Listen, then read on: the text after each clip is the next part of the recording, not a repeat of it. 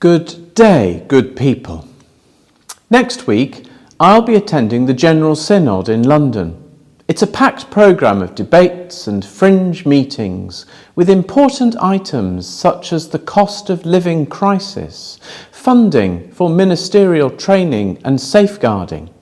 But the item that will attract most attention is a 5-hour debate on a paper presented by the House of Bishops, in which they apologise for the way in which LGBTQI+ people have been treated by the churches, recommit to the pastoral principles and commend continued learning using living in love and faith about relationships, identity, sexuality and marriage.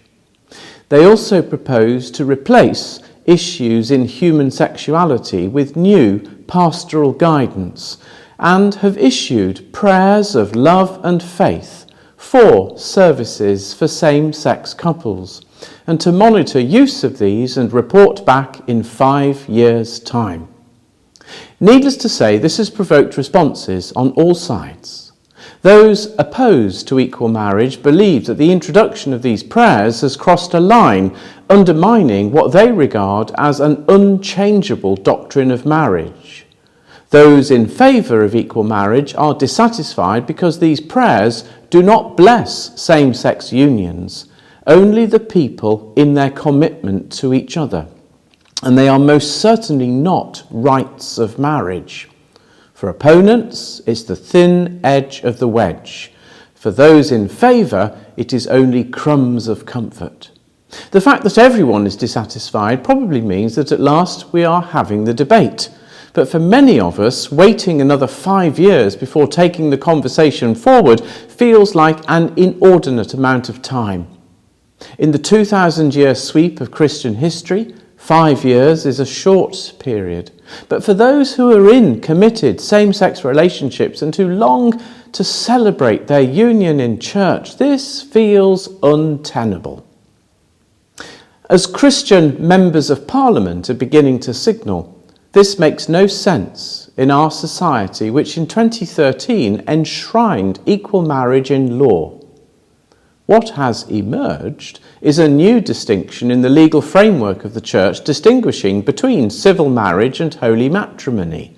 The corollary of this is that a heterosexual couple married in a civil ceremony would no longer be regarded as married in the eyes of the Church and therefore technically living in sin.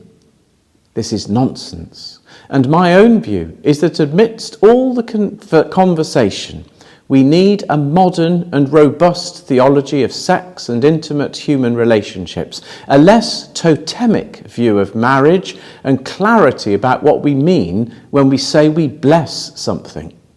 Clergy bless everything, from pet pythons at an animal service to nuclear-armed submarines at their launch. So to restrain us from blessing a monogamous union between 2 men or 2 women seems absurd. I've applied to speak in the debate, and if I am lucky enough to be called to speak, I will want to put forward the definition of chastity in the principles of the Third Order of the Society of St. Francis, which is seeing others as belonging to God and not as a means of self-fulfillment. What matters in relationships is where the power lies. That's how we should measure love, by whether or not it is mutual, self-giving and lifelong. And frankly, gender is not relevant. Please pray for me and for the other people attending from Newcastle, as well as the whole synod. And please also pray that we can find a way through this challenging debate. Views are sincerely held on all sides, but my own view is that while we inherit the words of Scripture along with the tradition of the Church, thank God that we also have reason to ensure that we can interpret for our generation and be, as St. Paul wrote to the Corinthians, prophets for what others might otherwise find unintelligible. To advocate for relationships that have mutual flourishing at their heart is good news, not only for our society, but also for a world where environmental damage, conflict and social isolation need to be addressed. Christ's gospel of love is the light we shine into this world's darkness.